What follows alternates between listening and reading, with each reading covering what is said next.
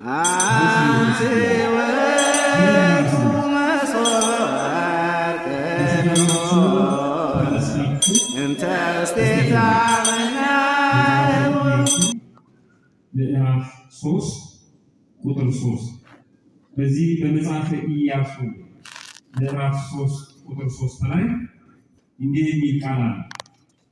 ሕዝቡን የአምላካችሁን የእግዚአብሔርን ቃል ኪዳን ታቦትና ሌዋውያን ካህናት ተሸክመው ባያችሁ ጊዜ ከሰፈራችሁ ተነስታችሁ ተከተሉት። በእናንተና በታቦቱ መካከል ያለው ርቀት በስፍር 2000 ክንድ ያህል ነው። በዚህ መንገድ በፊት አልሄዳችሁበትምና የምትሄዱበትን መንገድ የምታውቁ ወደ ታቦቱ አትቅረቡ ይላል። በዚህ ኃይለ ቃል መነሻነት ወይም ከሰፈራችሁ ተነስታችሁ ተከተሉት በሚለው ኃይለ ቃል ታቦት ለማጀብ ታቦት ለማክበር ከእመቤታችን ከቅድስተ ቅዱሳን ከድንግል ማርያም በረከትና ረድኤት ለመሳተፍ ስለሆነ የመጣ ነው። የመጣንበትን ለማስታወስ ማድረግ የሚገባንን ነገር አበክሮ ለመግለጽ በዚህ ኃይለ ቃል ጥቂት እንነጋገራለን። ወደ ታቦቱ ከመምጣታችን በፊት የምንነሳበትን ቦታ ነግሮናል። ከሰፈራችሁ ተነስታችሁ። አሁን ምዕመናን የመጣነው እንደዛ ነው። ካደርንበት ውለን ካደርንበት ከምንኖርበት ከሰፈራችን ከመንደራችን ተነስተን ነው ወደ ታቦቱ የመጣ። ብዙዎች ይሄ ይጸናቸዋል። መምጣት ታቦቱን ማጀብ ማክበር የሚከብዳቸው ሰዎች አሉ። ተነሱ ወይም ውጡ ያለ ከሰፈር ነው። ሰፈር ዝም ብሎ በቁሙ ስንመለከተው መስፈሪያ፣ መዋያ፣ ማደሪያ፣ መዳሪያ፣ መኳያ፣ መውለጃና መክበጃ ነው። ሰፈር የክህደትን፣ የጥርጥርን፣ የውሸትን፣ የእውነትን፣ የሌባውን፣ የቀማኛውን፣ የእውነተኛውን የሁሉም መገኛ ነው። ሰፈራችን ወይም ሰፈር በአጠቃላይ ስጋዊ ስፍራ ነው። ከዚህ ውጡና የእግዚአብሔርን ታቦት ሌዋውያን ካህናት ተሸክመውት ባያችሁ ጊዜ ተከተሉት ነው የሚለው። ለምንድን ነው ውጡ ያለ? ከሰፈራችሁ ውጡ ያለ ለምንድን ነው? ሁላችንም እንደምናውቀው በሰፈር ውስጥ ይሄንን ስለማናገኝ ነው። በሰፈር ውስጥ ይሄ ስለሌለ ነው። በሰፈር ቤተ መቅደስ የለም።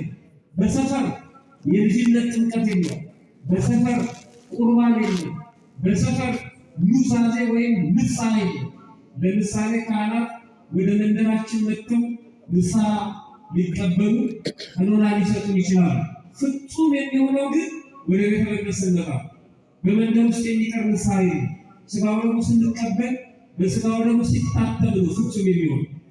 በመንደር ውስጥ የሚሰጥ ልጅነት የለም።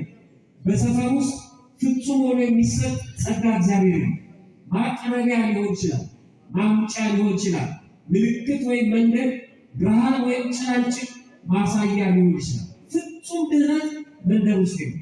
ለዚህ ነው ቤተክርስቲያን ስትሰራ ከመንደር ወጣ ከቦታው ወይም ደግሞ ከአካባቢ ከፍ ባለ ቦታ ላይ የምትሰሩ።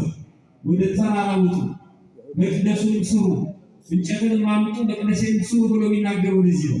ከኛ ስጋዊ ተግባር ስጋዊ ኑሮ ለየት ባለ መልኩ በባህሪው ምስጉን የሆነውን እግዚአብሔርን የምናመሰግንባት ቅዱስ ስጋውና ክቡር ደሙ የሚፈተትባት ንጽሕተ ንጹሐን ቅድስተ ቅዱሳን ከተለዩ የተለየች መሆኗን የምናስመሰክርበት ነው። ስሪቷ በራሱ ከመንደር አሁን ኑሯችን አልመች እያለ ቦታ እየጠፋ መንደር ውስጥ አንዳንድ ጊዜ የምንሰማው ሙዚቃ፣ የሚበላው ምግብ፣ የሚሰማው ጫጫታ ሁሉ ቤተክርስቲያን ላይ ተጽዕኖ እየፈጠረ በከተማ ውስጥ መንደር ውስጥ ቤተክርስቲያን እንዲሰራ ተገዶ ነው እንጂ ደግሞ ቃል ኪዳኑ በመካከላችሁ አድራለሁ ነፍሴ አትጸየፋችሁም ስላለን በቸርነቱ ነው እንጂ ከመንደር ተለይታ ቤተክርስቲያን ትሰራ። ቅድም እንደነገርኳችሁ በመንደር ውስጥ ቤተ መቅደስ የለም። በመንደር ውስጥ የጸጋ ልጅነት የለም። በመንደር ውስጥ ክህነት የለም። በመንደር ውስጥ ፍጹም ስርየት የለም። በመንደር ውስጥ ትክክለኛው የእግዚአብሔር ቃል ሊገኝ አይችልም። ማቅረቢያ ቅድም እንደነገርኳችሁ ማሳያ ካልሆነ በስተቀር ወጣቶች በመንደር ውስጥ ፑሻፕ ሊኖር ይችላል፣ ስግደት ግን በመንደር ውስጥ ለመቀነስ ወይም ለስፖርት ብለን ሰውነታችንን ለማመጣጠን ከምግብ እንከለከል ይሆናል፣ ግን ጾም የለም። መንደር ውስጥ የምናያቸው ነገሮች በሙሉ በፍጹም ድህነት የሚያበቁን አይደሉም። መሪ ምንባባችንን እንመልከት።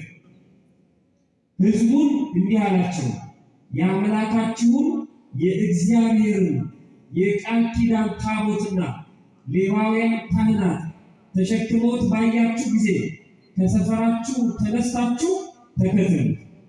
በዚህ አንቀጽ ወይም በዚህ ንባብ አራት ነገሮችን ይነግረናል። የመጀመሪያው ታቦት የማን እንደሆነ ይነግረናል።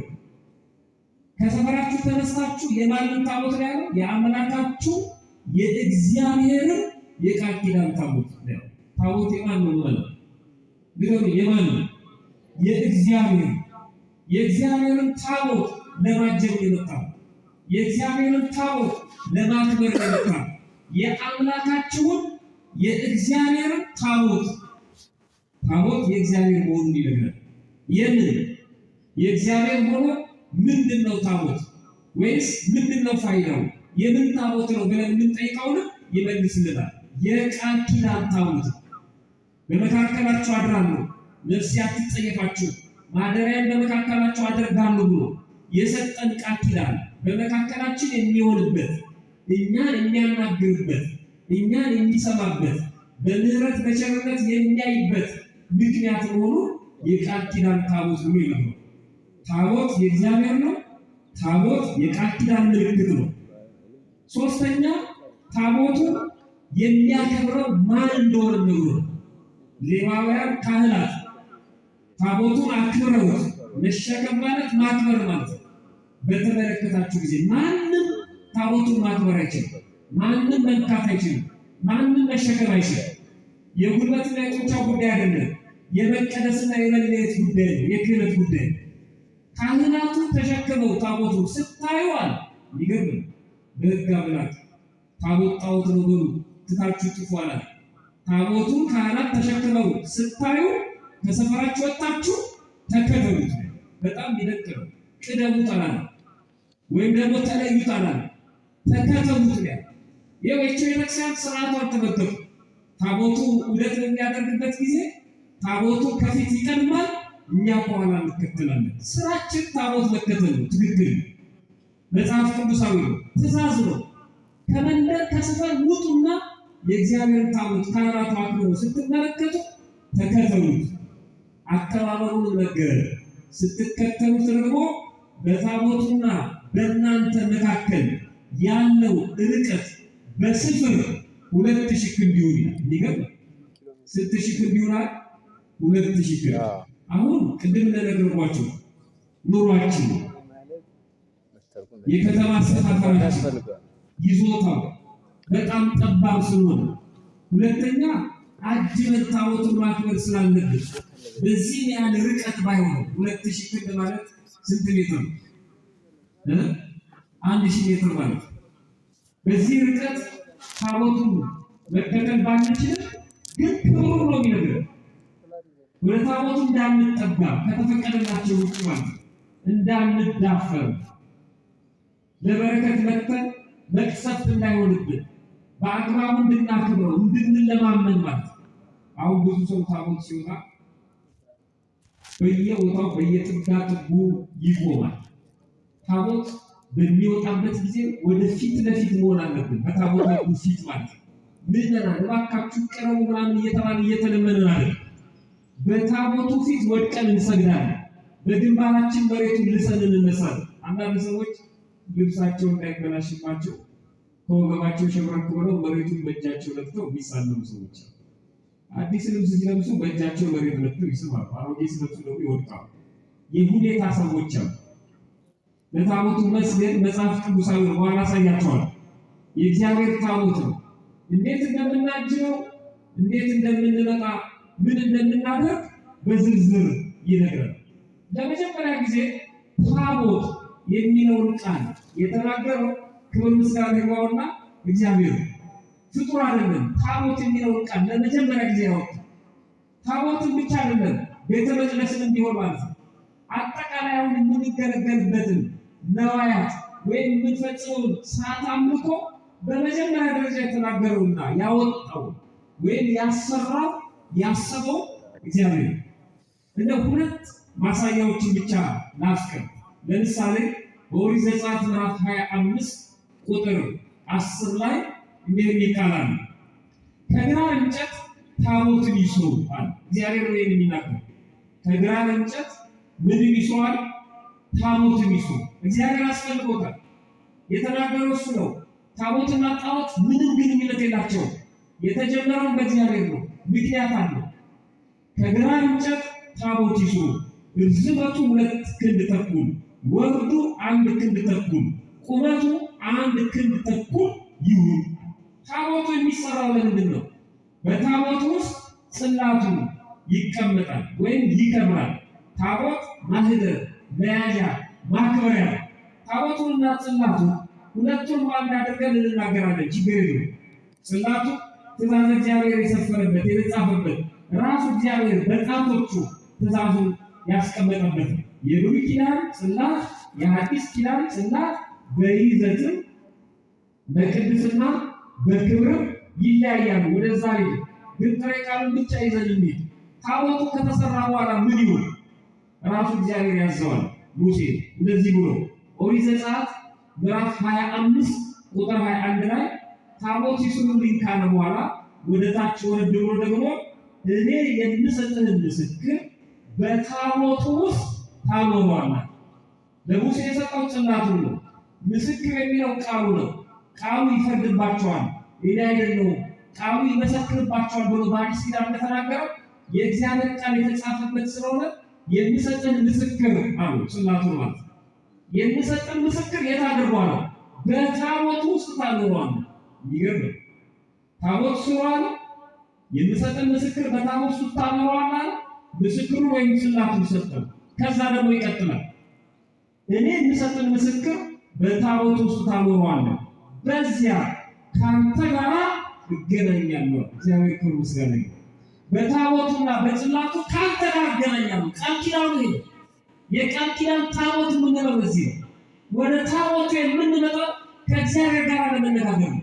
በታቦቱ ፊት የምንወድቀው ከእግዚአብሔር ጋር ለመነጋገር ነው። ካንተ ጋር የምንነጋገረው በዚህ ነው። በዚህ በምስክሩ በሚሰጥህ በጽላቱ በታቦቱ ውስጥ ባወርከው በዚያ ካንተ ጋር እነጋገራለሁ። በምስክሩ ታቦት ላይ ባለው በስርየት መክደኛው ላይ ሆኜ አናግራለሁ። የሚገርም ነው። ሊቃነ ጳጳሳቱ፣ ኤጲስቆጶሳቱ፣ ካህናቱ በታቦተ ሕጉ ፊት ቆመው ጸሎታችንን የሚያሳርጉልን ምህላችንን ወይም ጸሎታችንን ከእግዚአብሔር ወደኛ የኛ ወደ እግዚአብሔር የሚያሳርጉልን በዚህ ምክንያት በዛ ሆኜ አናግራለሁ ስላለ ነው።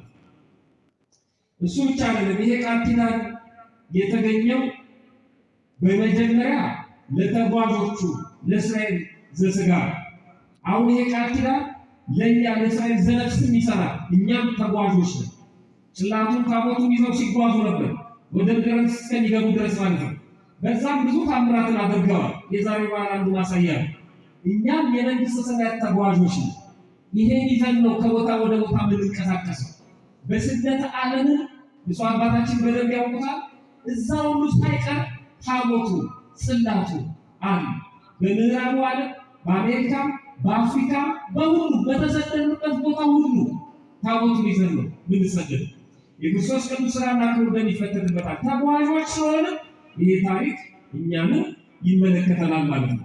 በመጽሐፍ ቅዱስ በብዙ ቦታ ሰፍሯል። ወደ ዋናው ነጥብ ልግባ።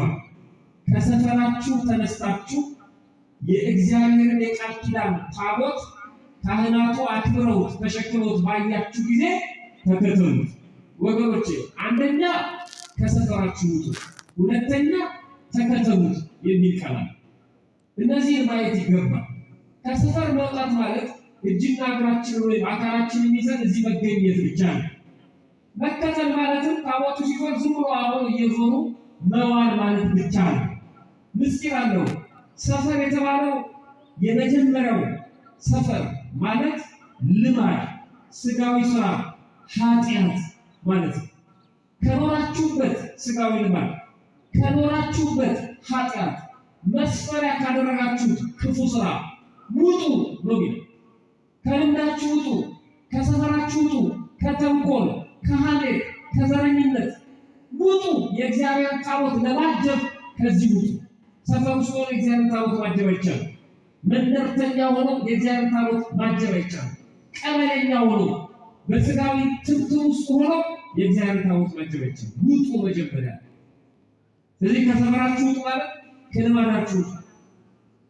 ልማዳዊ የሆኑ ድርጊቶች አሉ። ለምዶብኝ ነው ይላል አንዳንድ ሰው። ሰውን እየተሳደቡ ማለት ምን ላድርግ እኔ ለምዶብኝ ነው፣ እየተማታ ለምዶብኝ ነው ይላል፣ እየሰከረ ለምዶብኝ ነው ይላል፣ እያስቀየመ ለምዶብኝ ነው ይላል። ከዚህ ተንካሻ ልማድ ውጡና የእግዚአብሔር ታቦት ተቀበሉት። ልማድ ኃጢአት ነው። ልማድ ስጋዊ ስራ ነው።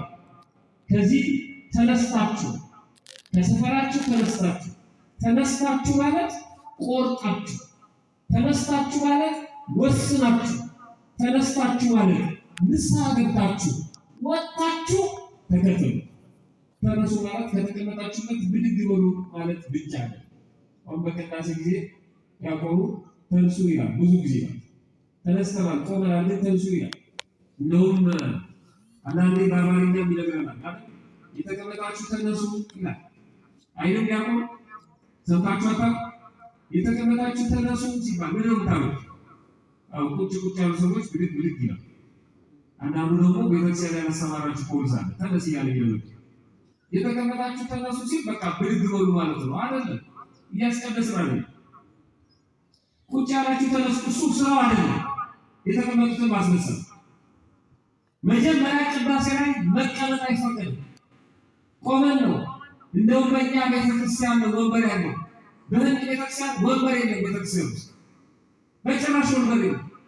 አዛውንቶች የሚያርፉበት እንደ መደብ አይነት ነገር ትንሽ ነገር አለ እንጂ ወንበር አይገባም። ቆመን ነው ቅዳሴ የምንጨርሰው። ለምንድን ነው ያላስቀመጠውን የተቀመጣችሁ ተነሱ? መች ተቀመጥን? መጀመሪያ ቆመናል። የተቀመጣችሁ ተነሱ በሚነመን በልባችሁ የተቀመጣችሁ አካላችሁ ቆሞ ልባችሁ ተዘብዝፏል። ወደ መንደር ልካችሁታል። በእግዚአብሔር ፊት መሆናችሁ ረስታችሁታል። ተነሱ። ያላችሁት በእግዚአብሔር ፊት ነው። አመስግኑት። በዚህ ጊዜ ያላመሰገናችሁት መቅደስ ውስጥ ሆናችሁ የረሳችሁት መቼ ልታስታውሱት ነው? የተቀመጣችሁ ተነሱ። ጎበዝ እንነሳ ሲላል የሥራ ላይ ቆም እንበል ማለት ነው። እስከ መቼ ይተኛል? እንነሳ እንጂ ተነሱ ማለት ወስኑ። ከሰፈራችሁ ተነሱ፣ ከኃጢአታችሁ ተነሱ። ወስኑ። ንስሐ ለመግባት ወስኑ። የተጣላችሁትን ለመታረቅ ወስኑ። የበደላችሁትን ለመካስ ወስኑ። የቀማችሁትን ለመመለስ ወስኑ። ወስናችሁ ተከተሉት። ታቦቱ ያቆሙ ብቻ አይደለም የሚለው ወደ ምስራቅ ተመልከቱ። ይገርመኛል። ወደ ምስራቅ ተመልከቱ እና ምንድን ነው የምናደርገው? ይዛል ብዙ ሰዎች ይሽከረከራሉ ወደ ምስራቅ ይፈልጋሉ። እሱ ማለት አይደለም። አሁን እኮ እንደ አይነቱ ሰው ነው ነበርኩበት እያለ በሁለት ጥቅስ የሚክል አስቀድሶ ቦታ የሚባለው ሌላ እሱ የሚሰራው ሌላ። ወደ ምስራቅ ተመልከቱ። እሷ ቤተክርስቲያን ክብ ናት። ክብ ሰርተን ነው የምንቆመው። መጀመሪያውን ሌሎች ወደ ምዕራብ የዞሩ ሊሆኑ ይችላሉ። መጀመሪያውን ፊታችን ወደ ምስራቅ ያደረግንስ ወደ ምስራቅ ተመልከቱ። ወደ ምስራቅ ተመልከቱ እያየ ቀድስን ነው ወይስ ይሄ ማያስፈልግም ብለን ልንጠልሰው? ወደ ምስራቅ ተመልከቱ። እሷ ጉዳዩ ያቅጣጫ ጉዳይ አለ። ምስኪኑ የመጀመሪያው ምስራቅ የተባለችው እናታችሁ ድንግል ማርያምን አስቧት። ወደ ምስራቅ ተመልከቱ። ምልጃዋ፣ እናትነቷ፣ ጸጋዋ፣ ክብሯ በልባችሁ ውስጥ ምን ያህል ስፍራ አለው? ታውቃላችሁ? እናትነቷ ለዚህ ቅዳሴ ያበቃቻችሁ እሷ መሆኗን ታውቃላችሁ? የክርስቶስ ቅዱስ ሥጋውና ክቡር ደሙ ሲፈተት ታስቧታላችሁ? ወደ ምስራቅ ተመልከቱ። ምስራቃት የተባለች ሁለተኛ ፀሐይ ክርስቶስን የወለደችልን እመቤታችን ቅድስት ድንግል ማርያም አስታውሷት። ወደ ምስራቅ ተመልከቱ። ገነት መንግሥተ ሰማያትን አስቡ። ወደ ምስራቅ ተመልከቱ፣ ዕለተ ሞታችሁን አስቡ። መብረቅ ከምስራቅ ወጥቶ እስከ ምዕራብ እንደሚታየው የሰው ልጅ መምጣት እንዲሁ ነው። ወደ ምስራቅ ተመልከቱ አለ። ዕለተ ምጽአትን አስታውሱ። ልትጠሩ ትችላላችሁ፣ ልትሞቱ ትችላላችሁ። በቀኝ ነው የምትቆሙት፣ በግራ ወደ ምስራቅ ተመልከቱ። ይሄ እኮ ያስለቅሳል እንጂ አያሽከረክርም። ግን ያስቀድሳል አይደል? ወይ አንጠይቅ ወይ በአግባቡ አንፈጽም እናውቃለን የምንለው ዝም ብለን ውሎ ብሄድ የእግዚአብሔር ቸርነቱ ደግሞ የሚገርም ነው። እሱንም አያሳጣን ነው። አንድ ቀን እንመለሳለን። ቅዱስ ጳውሎስ የመሮጫው ትራክ ላይ መሆናችን በራሱ በቂ ነው። እንውጣ፣ ከልምድ ግን እንውጣ። ስለዚህ ተነሱ፣ ከመንደር ውጡ አለ። ከስጋዊ አስተሳሰብ ከመንደር ውጡ አለ። ከጠባብነት ውጡ፣ ከዘረኝነት ውጡ፣ ከጥንቆላ ውጡ፣ ከሐሜት ውጡ፣ ከአድመኝነት ውጡ፣ እርስ በርስ ከመለያየት ውጡ። ይሄን ሰፈራችሁ አድርጋችሁ የተኛችሁ ሰዎች አላችሁ፣ ውጡ። ከግላዊነት ውጡ፣ ከሰፈር ውጡ። ተነሱ፣ ወስኑ፣ ተነሱ፣ ንስሐ ግቡ፣ ተነሱ፣ ውጡ። ተከተሉ ማለት ነው። ማለት ተከተሉ ማለት ዝም ብላችሁ ዙሩ ማለት አለ። አንዱ እሱ ይዞራል። አሁን ለና ዝም ብለው አይሽከረከሩ፣ ያመሰግናታል። እመቤታችን በራሳቸው ቋንቋ ይዘምራሉ፣ እልል ይላሉ። ወንዶች በሆታ ሴቶች በእልልታ። ቅድም ወንድማችን እንደነገረን የእልልታ የዜማ የዝማሬ ጊዜ ነው። ታቦቱን እያጀብን እልል እያልን ሆይ እያልን ነው። ትክክል ነው። ዝም ብለን ገፈት እያልን አንሄድም። ግን እሱ ብቻ አይደለም፣ የዘመኑ መከተል ብቻ አይደለም። ተከተሉ ማለት አዳምጡ ማለት ነው።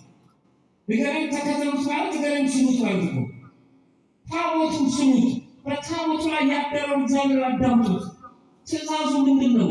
የእግዚአብሔር ትእዛዝ ታቦቱን ከጣዖት ጋር እንዳታድርጉ። አንዳንዱ ገንዘቡ ጣዖቱ ነው፣ አንዳንዱ ስልጣኑ ጣዖቱ ነው፣ አንዳንዱ ውበቱ ጣዖቱ ነው፣ አንዳንዱ የተወለደበት ቀበሌ ጣዖቱ ነው፣ ዘሩ። ታቦቱን ከዚህ ጋር እንዳታድርጉት። ተከተሉ ማለት አዳምጡት፣ ትእዛዙን አዳምጡ። የእግዚአብሔር ትእዛዝ የቤተ ክርስቲያን ስርዓት ጠብቁ። ተከተሉ ማለት አዳምጡ። ተከተሉ ማለት ተማሩ። ተከተሉ ማለት ጠብቁ።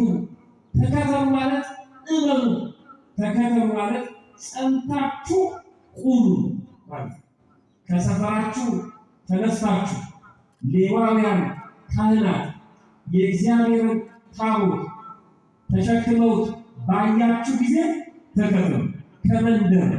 ከመንደርተኝነት ካልወጣ በጣም ከባድ። ዝም ብሎ በልምድ ብቻ ታቦት እያጀሩ መውጣት መግባት በጣም ከባድ። እነዚህ ቦታው መሆኑ ለባይ በጣም ተብሎ ሲወጣ ማወቅ መረዳት አለብን። ከመንደር ካልወጣ ቢያንስ 4 ነገሮች ይቀሩበት። አሁን ከነገርኳችሁ ከመንደር የዘጨ አስተሳሰብ ካልወጣ፣ አሁን ከነገርኳችሁ ከመንደር ዘረኝነት ካልወጣ፣ አሁን ከነገርኳችሁ ከመንደር ስጋዊ ስራ ካልወጣ፣ ጸንተን ካልቆምን፣ ታቦቱን በአግባቡ ስርዓቱን በአግባቡ ካልፈጸምን ቢያንስ 4 ነገሮች ይቀሩብናል ወይም ይፈጸሙብናል። ከመንደር ውጡ ያለ ለዚህ በመንደር የምንቀር ከሆነ ሌላ ኢየሱስ ይሰበክልን፣ ሌላ ኢየሱስ ይሰበክልን። መንደርተኛ ከሆነ ማለት ከምናውቀው ካዳነን ከምንከተለው ቤተክርስቲያን ከምታስተምረው ውጪ ሌላ ኢየሱስ አለ ነው መጽሐፍ ቅዱስ ይገርም ቃል በቃል ነው። ሰው ከመንደር ወጥቶ ወደ ቤተክርስቲያን ካልመጣ፣ ከመንደር ወጥቶ መምህራኑን ካላገኘ፣ ከመንደር ወጥቶ የቤተክርስቲያን ስርዓት ካላወቀ፣ በመንደር አስተሳሰብ ውስጥ ከሆነ ሌላ ኢየሱስ ይሰጠው የተዘጋጀ። ይሄንን ያደረገው ነው መጽሐፍ ቅዱስ ነው። እንደዚህ ይላል በሁለተኛ ቆሮንቶስ ምዕራፍ 11 ቁጥር 4 ላይ ሐዋርያው ቅዱስ ጳውሎስ የሚመጣው ያልሰበክነው ሌላ ኢየሱስ ቢሰብክ ወይም ያላገኛችሁትን ልዩ መንፈስ ወይም ያልተቀበላችሁትን ልዩ ወንጌል ብታገኙ በመልካም ትታገሱታላችሁ ይላል። እኛ የሰበክነው እስኪገለጥላችሁ ድረስ ታገሱ። 3 ነገር ነው የነገረው። ሌላ ኢየሱስ፣ ሌላ መንፈስ፣ ሌላ ወንጌል። ብዙ ሰው ከመንደር ስላልወጣ የዚህ ሰለባ ነው። ውጡ ከመንደር ቤተክርስቲያን መንደርተኛ አታድርጓት። የነገር ብቻ ነች ቤተክርስቲያን ሰማያዊት ናት። ውጡ ከዚህ አስተሳሰብ። መጽሐፍ ቅዱስ የሚለው ሌላ ኢየሱስ፣ ሌላ ወንጌል፣ ሌላ መንፈስ ሰለባ እንዳትሆኑ ውጡ። ከመንደር መውጣታችን የሚጠቅመን ለዚህ ነው። ሁለተኛ ከመንደር ውጡ ያለ በዚያ በመንደር እንደነገርኳችሁ ታቦት ስለሌለ ይሄ ቅድም ነግሬያቸዋለሁ። ታቦት እንዲሰራ በታቦት ውስጥ ጽላቱ እንዲቀመጥ ጽላቱና ታቦቱ በቤተ መቅደስ እንዲያኖር ከዛ በቤተ መቅደስ ውስጥ ጽላቱና ታቦቱ በመጋረጃ እንዲጋርደው የነገረው እግዚአብሔር። መንደርተኛ ከሆነ ይሄ ሁሉ አናገኝ የዚህ ሰለባ ነው። ስለዚህ ከመንደር ውጡ አለ። ሌላው ሶስተኛው በመንደር ውስጥ ቤተ መቅደስ ነው። ሌላ ቤተ መቅደስ ነው የሚሰበክል። ቤተ መቅደስ አንተ ነው ያጃጁላ አንተ ቤተ መቅደስ ላይ ያደርጋል ይለዋል። ውጣ ከዚህ አስተሳሰብ። ልክ ነው። ሰለስቱ መቃደስ የሚባሉ አሉ። 3 መቅደሶች አሉ እግዚአብሔር የሚያድርባቸው። የመጀመሪያው መቅደስ የሰው ልጅ የአንድ ክርስቲያን ሰውነት ነው። አጠቃላይ ሰዎች በሙሉ የእግዚአብሔር መቅደሶች አሉ። ልክ አጠቃላይ እዚህ ከተማ ያለው ህንፃ በሙሉ ቤተክርስቲያን እንዳልሆነ ነው።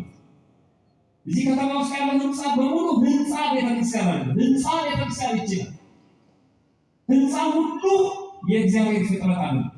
ህንፃ ሁሉ ላይ እግዚአብሔር ስለሚያለ የእግዚአብሔር ማደሪያ ነው። ይቀርታል ህንፃ እግዚአብሔር የሰው ልጆች በአጠቃላይ በእግዚአብሔር የተፈጠሩ ናቸው። የእግዚአብሔር ህንፃዎች ይባላል። ነገር ግን እግዚአብሔር ፈጥሯቸው ያላደረባቸው ሰዎች በራሳቸው ፈቃድ ማለት የተሰጣቸው ነፃነት እነዚህ ቤተ መቅደስ አይባሉ። እግዚአብሔር ሰርቷቸዋል፣ ግን አላደረባቸው።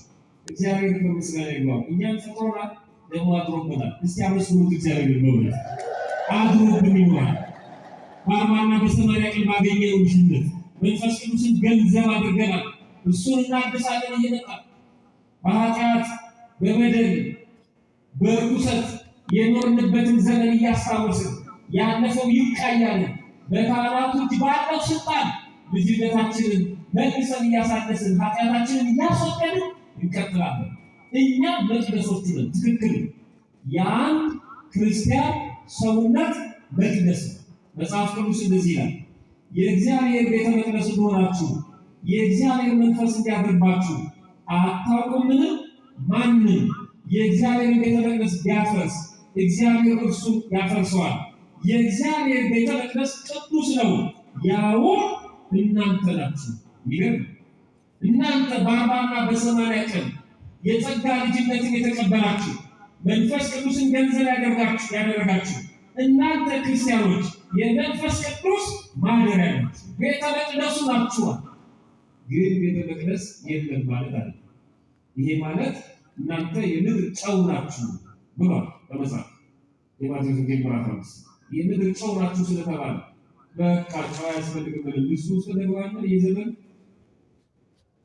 መቅደስ ናችሁ ማለት መቅደስ አያስፈልግም ማለት አለ። ጠባዩ የመቅደስን ጠባዩ ወስዶ መቅደስ መመስገኛ ነው። እናንተም የእግዚአብሔር መመስገኛዎች ናችሁ። መቅደስ የእግዚአብሔር መገለጫው፣ እናንተም እግዚአብሔር ክብሩን የሚገልጥባችሁ ናችሁ። መቅደስ ንጹህ ነው፣ ቅዱስ ነው። እናንተም በክርስትናችሁ ንጹህ ቅዱስ ናችሁ። ንጽህናችሁን የሚያጎድፈውን ነገር በንስሐ ታስወግዱታላችሁ። እናንተም የተለያችሁ ናችሁ። ብርሃናችሁ በሰው ፊት ይብራ ብሎ ነግሮናል። ለዚህ አልጫ ዓለም ጨው ናችሁ፣ ለዚህ ጨለማ ዓለም ብርሃን ናችሁ። ስለዚህ አንዱ የአንድ ክርስቲያን ሰውነት መቅደስ። ሁለተኛው የክርስቲያኖች ህብረት፣ የክርስቲያኖች አንድነት ቤተ መቅደስ ቤተ ክርስቲያን ተብሎ ይጠራል። ህብረቱ ማለት። ሶስተኛው ህንፃ ቤተ መቅደሱ፣ ህንፃ ቤተ መቅደሱ ቤተ ክርስቲያን ቤተ መቅደስ ተብሎ ይጠራል። ስለዚህ ከመንደር ውጡ የተባለው መቅደስ ስለሌለ ነው። እናንተ ናችሁ መቅደስ የሚል ትምህርት ትሰማላችሁ። ስለዚህ ተሰባክራችሁ እንዳትቀሩ ከመንደር ውጡ ብሎ ነግሮናል አምላካችን። አራተኛው ከመንደር እንድንወጣ የተፈለገበት መንደር እንዳንጻ የተፈለገበት ሰው በመንደር ውስጥ የምንቀር ከሆነ ሰው አምላኪዎች ይሆናል። ሰው ያስፈልጉናል።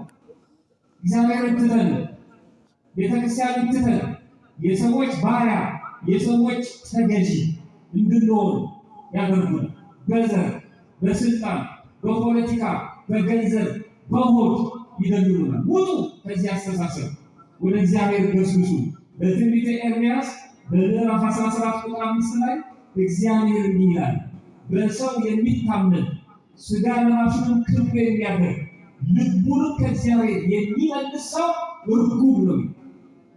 በሰው የሚታመን ሥጋ ለባሹን ክብር የሚያደርግ ልቡን ከእግዚአብሔር የሚሰውር ሰው ርጉም ነው። ስለዚህ ከመንደር ውጡ፣ ከሰፈራችሁ ተነስታችሁ የእግዚአብሔር የቃል ኪዳን ታቦት ሌዋውያን ካህናት ተሸክመውት ባያችሁ ጊዜ ተከተሉ። ምዕመናን ከሰፈራችን ወጥተናል። በቁሙ የእግዚአብሔር የቃል ኪዳን ታቦት እየጠበቅን ነው። የተመረጡ የተፈቀደላቸው የአዲስ ኪዳን ካህናት ታቦቱን አክብረውት በፊት ለፊታችን ይቆማሉ። ያን ጊዜ ወድቀን እንሰግዳለን፣ እንከተለዋለን፣ እንሰማዋለን፣ እንማጸነዋለን። በልባችን ውስጥ ያለውን የልባችንን በጎ መሻት በሙሉ ይፈጽምልናል። ምክንያቱም ነግሮናል። በመካከላችሁ የማድረግ በመካከላችሁ ሆኜ የማናገራችሁ በዚህ ላይ ነው ስላለ ፈጣሪያችን በቸርነቱ ሰምቶ ከመጥፋት ያድነን። በድጋሚ እንኳን አደረሳችሁ። እልልላችሁ እግዚአብሔር ይመስገን። ይቆየን። የብፁዕ አባታችን በረከት አይለየን።